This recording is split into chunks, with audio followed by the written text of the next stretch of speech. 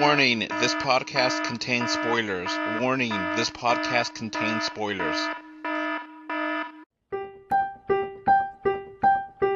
Let's go watch it in 2D. No, let's go watch it in 3D. But if we watch it in 3D, then is it worth the cost? Deadshot. Guy shoots people. He's a crocodile and he eats people. Burns people. You're possessed by a witch and she's just crazy. This is the deal. You're going somewhere very bad. Whoa! To do something that'll get you killed. Let's go save the world. I can't wait to show you my toys. This is Adolph Vega with... James Tate. And this is a spoiler-rich review of Suicide Squad. We mentioned in the spoiler-free version that we're going to talk more about the movie in this, and if you're wondering what I thought about the 3D, I did like it. I thought it was good. To listen to more about that, go to listen to the other podcast. But good 3D, well done. Not great, but it was nice. So let's get on to the spoilery talk of Suicide Squad and the movie itself. So let's kind of give a basic rundown of the different things that happened here. You know, it immediately takes place after Batman vs. Superman, and the guy selling T-shirts on Batman, Superman are going to come back. Superman going to come back. Which is kind of nice that they had direct continuity with that movie. Being that it came out 6 months ago, and it's good. I like that aspect. Yet Amanda Waller here is evil, and I love how evil she is. I hate her evil, but I also love it. It's one of those characters you love to hate. Yeah, and she's a lot like that in the show, too. She's kind of like necessary evil for protecting, basically. Yeah, without really cursing, she's just like a super queen bee. Yeah, exactly. You don't want to mess with her, and Yeah, exactly. She's she basically says in this scene right before it that we can use these metahumans, what they're calling the superpowered humans, I guess, to form a team, and that really the pool of people that they have are all criminals. So and they insert a bomb into their necks, and if they step out of line, boom, they get killed. Yeah, they get killed. Yeah, it's really simple. And I actually, we all kind of expected that they're going to have to kill someone off because to prove that they have that power to scare them, and they actually do. So yeah, they actually do kill someone off. A guy named Climber gets killed off almost immediately when he tries to climb away. Yeah, I think it was Slipknot was his name, and then yeah, but his ability was climbing, so I knew him as Climber. So she goes to the government and then brings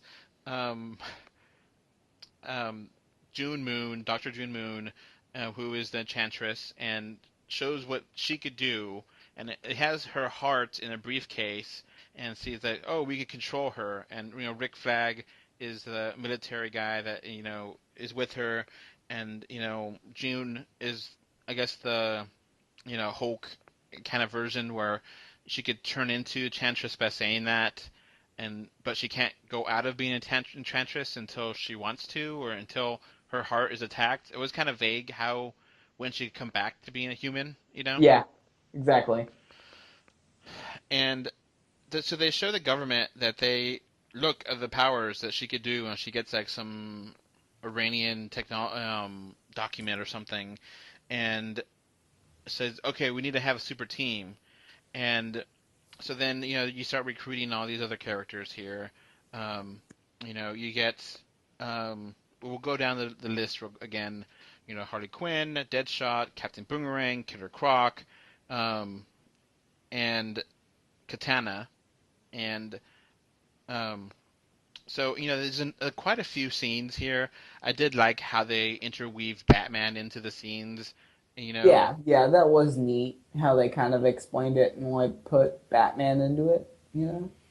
yeah, because a lot of these characters are Batman villains.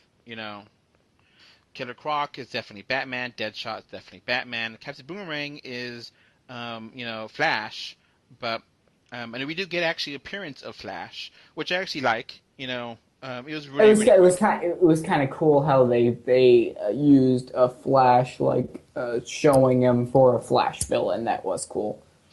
Yeah, and you get a good sense of his comedy, and it was just one line, but I do like it, and I'm really getting excited for seeing Flash and Justice League, and Yeah, I really, just these 1 or 2 scenes, it works. I like them, and he had a good point. There's no honor among thieves, yeah, exactly. and that actually does come back around in the movie, and because they are basically a group of thieves, and it's interesting that the whole movie is these villains, where they're all none of them are like amazing villains. The Joker is probably the biggest villain of them all. Mhm. But his Yeah, role is 5 minutes. and I mean, I guess the closest thing we got to like someone who was like a big bad would be besides Joker and maybe Harley would be Deadshot. Yeah, But that's really only because of his reputation in the comic books. Like how he went toe to toe with Batman and things.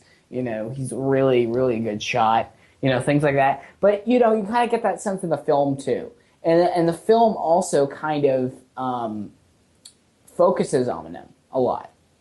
yeah. So Deadshot here, I really do like how many scenes they have with his daughter, and how he actually does care about his family, and his family does know that he's a murderer for hire, and Yeah, exactly. he's not apologetic about it. He is what he is, and that pays his bills. And there is one really awesome scene where he's just like, I guess, I don't know how to put it, harassing someone that's gonna pay him, Yeah, exactly. and like, no, I want my money. And then they see the account, and then he does it, and I thought that was really charismatic, really funny, and really awesome for a scene where someone gets assassinated. It was cool.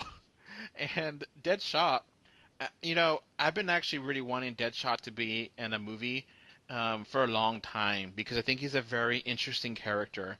And I think he would so perfectly be in the Batman universe with the guns, and, really be able to scare people. I kind of wished that he was in the third Nolan Batman movie, because I think that makes sense. Like, say, well, we try to hire the Joker, and that didn't work. Let's hire a professional assassin, and this Deadshot guy is pretty good, and it could really scare the Batman. You could just imagine him missing and just scaring him, and being about like the whole. I think that would have been a better movie than Batman: The Dark Knight Returns or Rises. I still really like that movie, but you know what I'm saying. I wish, I think it's pretty cool to have Deadshot. Amazing marksman. He knows his stuff. He really doesn't have a superpower. He don't really explain his mask or his eyepiece. Which is important to the character, but they just kind of throw it away. And Harley Quinn here, you get to see her.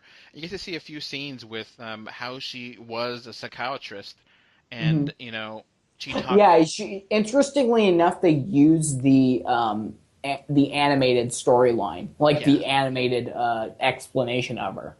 yeah, which I love the Batman animated series. That really holds up perfectly. It's one of the Uh-huh. best TV shows of the '90s, and it is just perfect.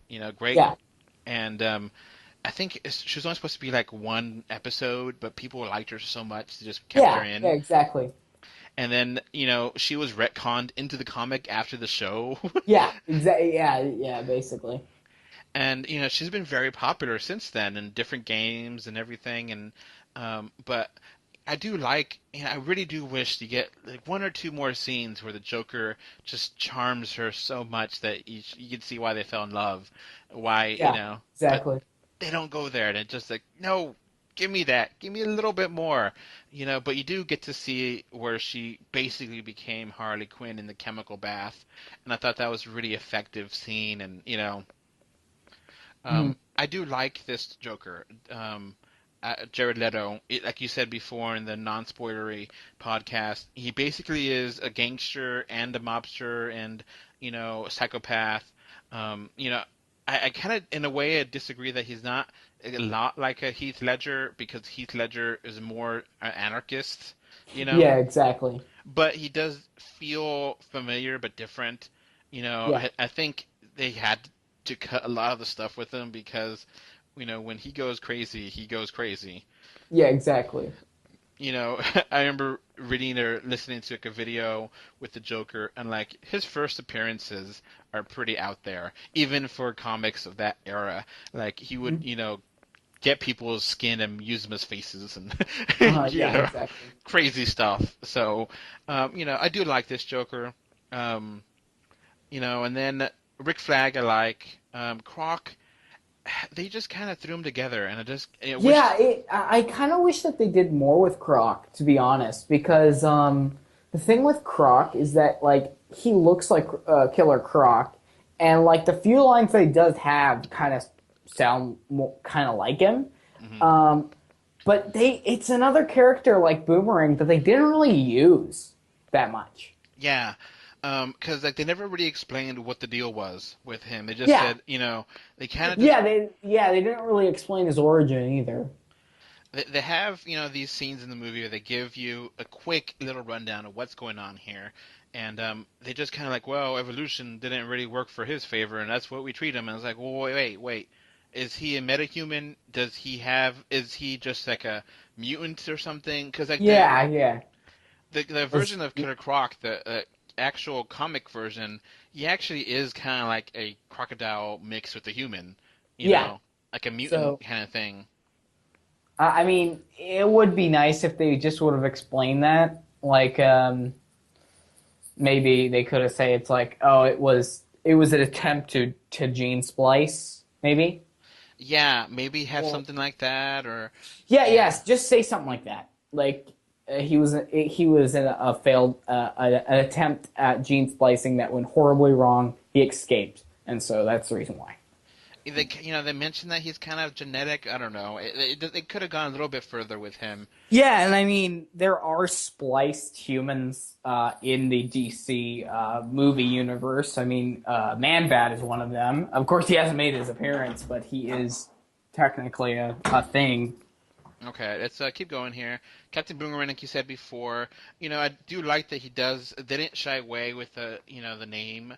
They just kept it the way he is, and he is Yeah, Australian, and because sometimes they change his name to just Boomerang or Captain or something, and just call him what it is. yeah, exactly. I kind of like that they just kept with the whole campy like name. Yeah, and he in the comics he's kind of a jerk. I think more recent comics he's racist. Yeah. Um, but he kind of is a jerk in this movie too. So he is accurate, but I just like he didn't get enough screen time to really know what he had a few boomerangs, but like he should have more. you Yeah, know? and I kind of did like the whole it towards the middle part of the film, he like jokingly kind of hits on Katana, saying like, "Do you got a boyfriend?" Yeah. That was kind of funny. So I mean, yeah, he for when he did have lines, I did appreciate it. But the thing is like he was another character that wasn't really used. And then El Diablo, which I really like his origin, that he, you know, they didn't really say how he got the powers. They just kind of Yeah, said which would be vital. It's vital to understand his character. they, Do you know basically his origin? not really. Okay, so okay, this is his origin. So he was possessed by the Aztec god of fire, Okay. and that's the reason why he can And that's critical to understand, because later in the film, he has like this transformation, and it makes no sense if you don't understand that. Yeah, I was like, okay, I'm hoping Because that... like he hulks out in the middle of it and turns into this fire demon, and it's like, what the? What the hell? Literally. Yeah. You were like, because that even caught me off guard, because it's not like they explained that. Like if he said, if they just briefingly exposition, he was possessed by an Aztec god. That's basically what it was. And the whole Aztec mythos is that, like, if you are possessed by a god, you kind of become that god, basically. It's not like there's two sides. You know, it is him. Yeah. But yeah, there is a scene in the last act where he just, like, hulks out into this, like, huge fire bone monster. And I could see why people would write it down and be like, nope. You know? But yeah, you kind of got the inkling that he knew that he was super powered beyond the fire, and that he, exactly. You know, the scene that we said that he killed his wife and his daughter, and he gave himself up because he hated that. When he lost control, he lost control. Yeah, exactly. And I do like that, and I do like that he didn't want to fight, but he didn't have a choice. And when he does fight, those scenes are pretty cool. And like I like the whole idea that like the Suicide Squad was his new family. Yeah. Like he kind of establishment. So yeah, he was a pretty good character. I was at first I was a little bit kind of like, really, they're gonna do the whole Mexican essay, but then it made sense because that's basically how he kind of sees himself. So it's not bad. Yeah, and I mean it's accurate to the comic books, and also it's kind of his theme. Aztec, gods, kind of, he was born in Mexico. Kind of makes sense. I mean, it's all around. Yeah. I was worried about it, but then he embraced it, and it was fine with him. So I was fine with it. Yeah, and he's really the only character out of the bunch who kind of is ashamed for what he did, and he doesn't really want to participate. So we get this whole thing about we needed the Enchantress needing to use her powers to go after someone else, and that they couldn't do it. So and I was like, what? Yeah, there's a lot of parts of the film that seems like kind of weird. I will say that one thing I did like is that Joker dies twice in this film, and he survives. Yeah, I did not. I was like, no, he's not going to die. They're not going to kill him off this way. Well, okay. Well, the thing is that that's why I was saying he's like the Batman the Animated Series, because in Batman the Animated Series, Joker dies a bunch. He just always comes back somehow. Yeah. Like the entire building explodes and Joker's still alive. So, I mean, you know what I mean? Yeah. So, I do like Katana too. They don't give that much information. Yeah, I like Katana too. It's kind of interesting that she primarily speaks in Japanese. Yeah, I kind of appreciate that. They don't, they don't water her down and be like, oh, well, she knows English somehow. No, she's just that's who her character is. It was kind of just strange though. Like I didn't have a problem with it, but yeah. She was another kind of cool character. Didn't really do much the last act, but yeah. Yeah, I did like that. I kind of felt that her magic, her sword was kind of magic, so I felt that it was kind of gonna do more. But whatever. I was about to say that they're kind of leading up to that way, that magic sword was going to be the ultimate solution, but it wasn't. It was just another bomb that they perfectly timed. Yeah, and so I mean, there's there's lots of things that kind of like it about it, like the whole they go in, they're fighting these weird monstrosities, and like even the villains are kind of creeped out by them because they're really weird design. They have like weird like bubbling heads. It looks creepy. to say the least. And so, like, of course, they're freaked out by him. They kill a bunch of them, and then they go over, and Killer Croc has a cool scene where he's like swimming in the sewers, and like he has to plant a bomb. That was cool. But I actually have an issue. If I had to poke an issue, I'd say that the third act is kind of a mess. Yeah, that's where it kind of falls apart because like you're trying to figure out what exactly Enchantress is doing because Enchantress becomes the real villain here, and then her brother kind of is helping her. I didn't kind of get where her brother came from. He just kind of appeared one day. Yeah, like, she wanted to revive her brother, and like she went back to, I guess, the cave where they found her and he found, or no, wait, no, okay. Her brother was in like the pot or something that Amanda Waller had, and so that way she freed him. But I would think Amanda Waller would like be much more secretive and take care of that. But like what Enchantress was doing, I don't understand what she was doing. Yeah, like I don't like the whole I'm going to destroy the world or whatever. It didn't really make much sense. Like she was just channeling a bunch of energy together. I don't get what she was trying to accomplish by doing that. Exactly, I agree with 100% with that. And also another thing. Is it just me, or did she feel way too strong for them to fight? Yeah, it really felt way too strong.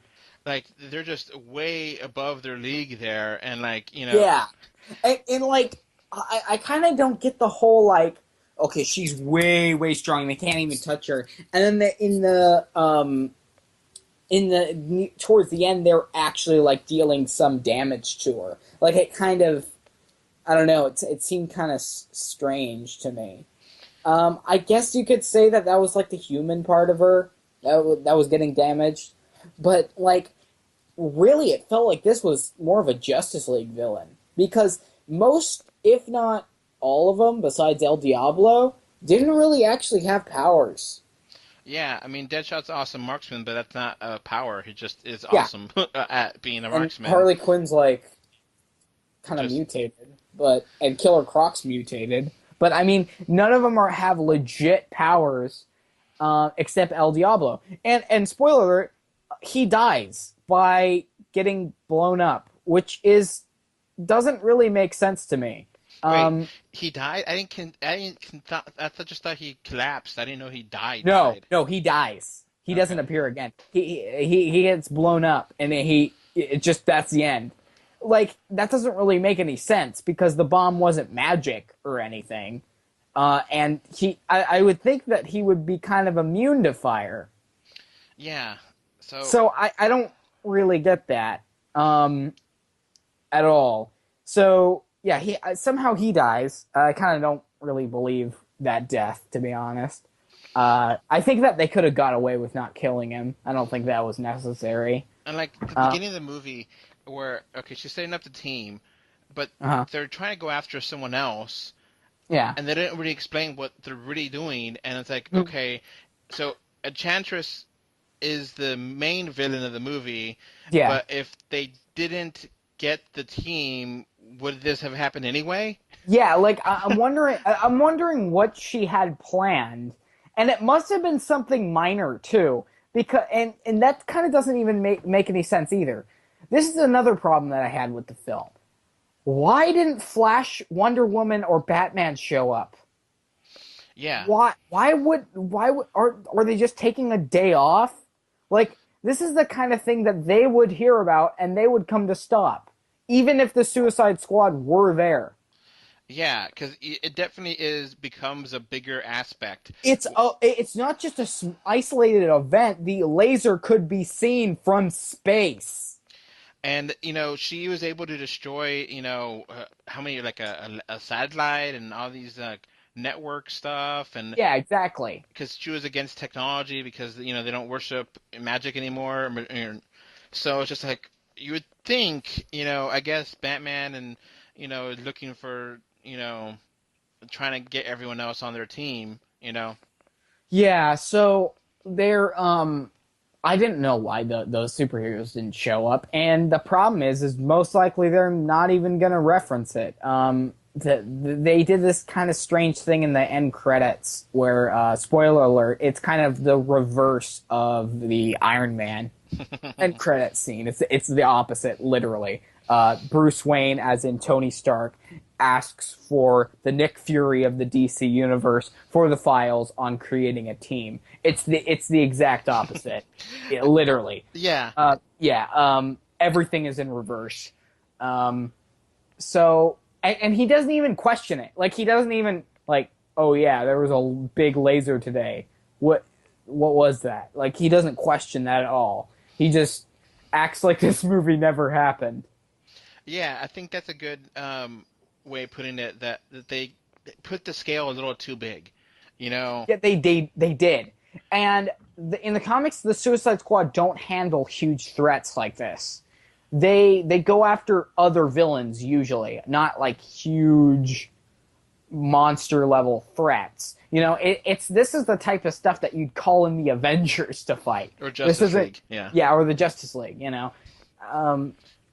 It's not really something that they could handle, honestly. And the way that they defeat her, yeah, it's predictable and it kind of makes sense, but part of me just didn't believe it, really. I don't believe that she would be tricked enough to get close to Harley Quinn and then he, like, rips her heart out. Like, yeah, I mean, okay, I kind of liked that Harley Quinn, I guess, was pretending to be, okay, I'll join your team, who cares, you know, because in her character, what does she care? What does she care if she takes over the world, you know? Yeah, I kind of like that, but on the other hand, I don't think that the Spirit would be that gullible, because the only problem is that you have a character that is insanely overpowered in comparison to everyone else, and she's that, like, gullible. Yeah, you know, because, like, usually the Suicide Squad do illegal things that they really can't do. Exactly. So, like, an example, in the, I guess, was it Attack on Arkham movie that came out, like, last year? Yeah. An animated movie. The Suicide Squad tries to break out Joker to get information that he knows. Like, he has a flash drive or something. Yeah. And that makes, you know... Okay. You have to remember that this team is meant for taking out other bad guys on their level. And I mean on their level, not massive magic threats like this. Yeah, I think a good way of comparing them is that the Suicide Squad is supposed to be kind of like a more crazy version of the Ocean's 11. Yeah, exactly. Because really, none of them besides El Diablo have powers. Or they're doing something illegal. They know that's illegal, but it's easier for them to get hired to do that because they're bad guys. And I mean, like, think about it this way.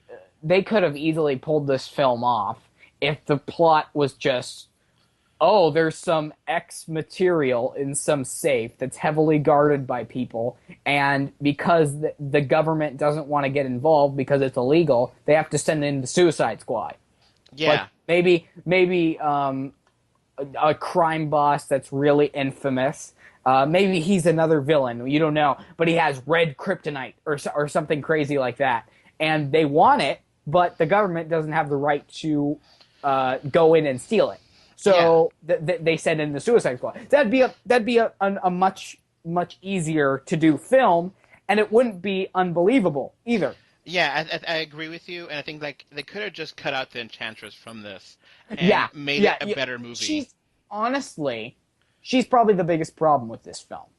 She is. I think they're trying to be too cute. And like, oh, yeah, she's a bad guy, and she's really the real bad guy, but then her brother really is, like, just, no. Just make it simple. Like, and is it just me, or she felt more like something that Doctor Strange would fight? Not really. Yeah, different universe, but you know what I mean. It just, again, it doesn't seem like something that they could handle, honestly. Like, if they were going by just how powerful she is, most likely they'd all get wiped out. I'm surprised that, like, there wasn't heavy casualties, because she overpowered them by a lot.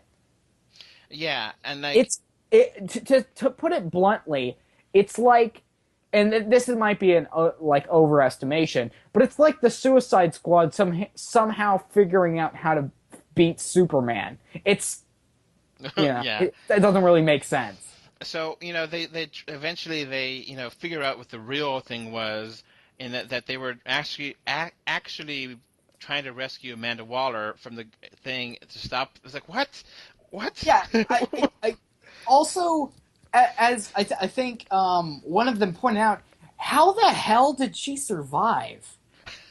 That was good that they pointed that out. I will give that a Yeah. pass because they're like, well, how'd you survive? Because the Enchantress was using her body or mind to figure out where government bases and stuff were to attack them, and then she just appears and it's like, wait, how did you survive? And they don't explain anything. She's just, I'm Amanda Waller, and that's how I am.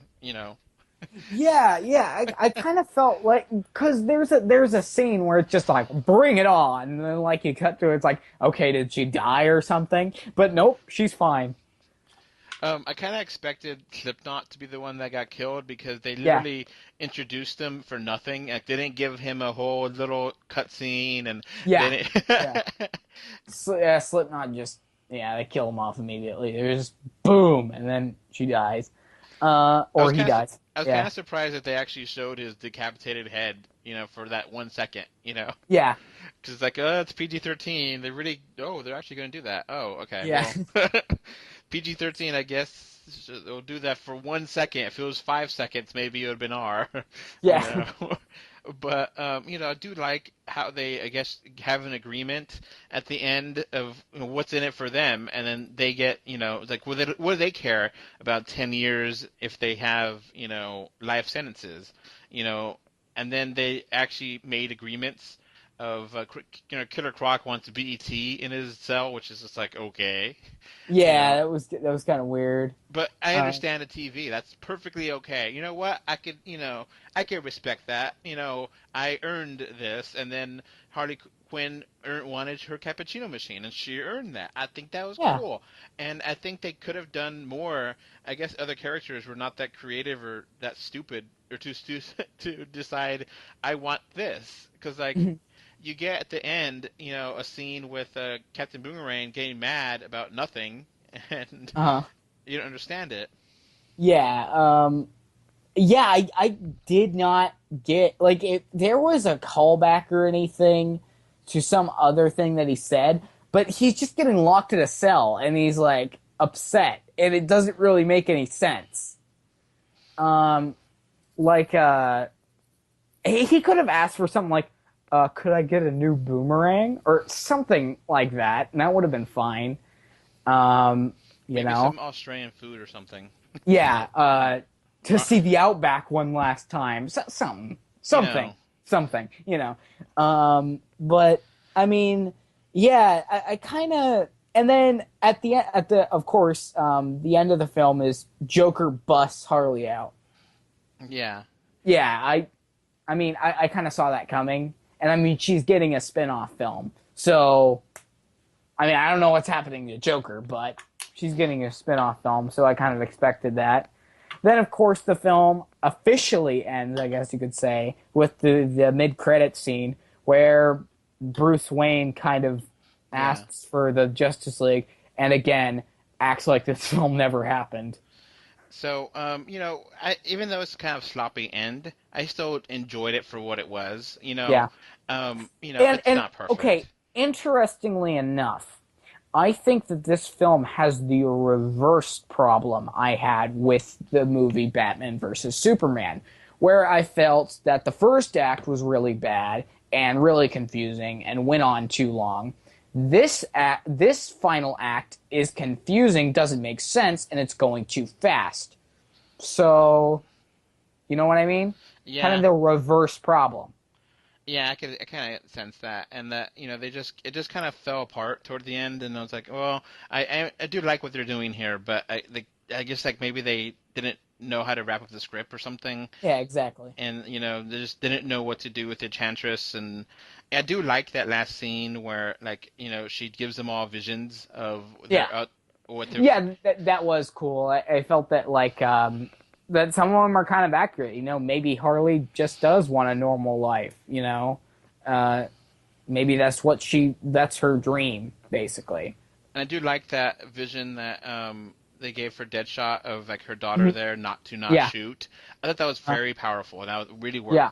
So Yeah, exactly. and you know there's some really good character scenes in the flashbacks, and I still really appreciate what they did. So I still, even though there's problems, I can't deny there's problems. I don't think anyone can deny there's problems in this movie. And you want to know what? That's so far been the trend with these DC films. However, I believe personally that they are trying really hard. They are. And it feels different. It feels different from everything else out there, and I like it. Yeah. So yeah, I still give it a 7. You know. I still give it a 7 too. You know, it's DC just has to work at it more, I guess. But you know, when you lay it out on the table, they used a lot of good things. I like Joker. I like Harley Quinn. I pretty much like the entire cast. You know, I just felt again it was kind of a little bit unbelievable. Like the premise. That's to me like the characters. You know, the style, the theme. Everything isn't bad. What's bad is kind of it all falls apart because the main villain and everything. Yeah, and the music too is awesome. I really like the music in this Yeah. movie. To me, it kind of reminded me in a lot of ways Guardians of the Galaxy. Yeah. So, I mean, that's always a plus. But, Okay. yeah, so, you know, that was just personally what I thought about it, you know? Yeah, I think we're in agreement here. We both like the movie. You know, both give it a 7. We both still have the same issues, but I do think that it's making progress here. And I think Yeah, we're going in the right direction. I think it's better than Batman versus Superman. I think, you know, I like Batman vs Superman a little bit more than you do, but that's a whole other discussion. And we'll talk about Batman vs Superman Ultimate Edition in another podcast. So Yes. we'll just cut it off here. Hope you enjoyed this podcast. Bye. See you guys later. Seriously, the hell's wrong with you people? We're bad guys. It's what we do.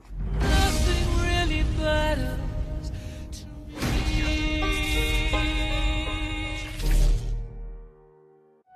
All right, so that's going to wrap up this podcast. Remember to like, comment, favorite, subscribe, love, whatever. Heart it, do something. 3D or 2D.com can be found on Facebook, Twitter, Instagram, YouTube, iTunes, Google Play, Stitcher Radio, and SoundCloud. And if you want to send us email, our email address is email3d or 2d@gmail.com. And thank you again for listening. Bye. Thanks. Bye. Bye, everyone.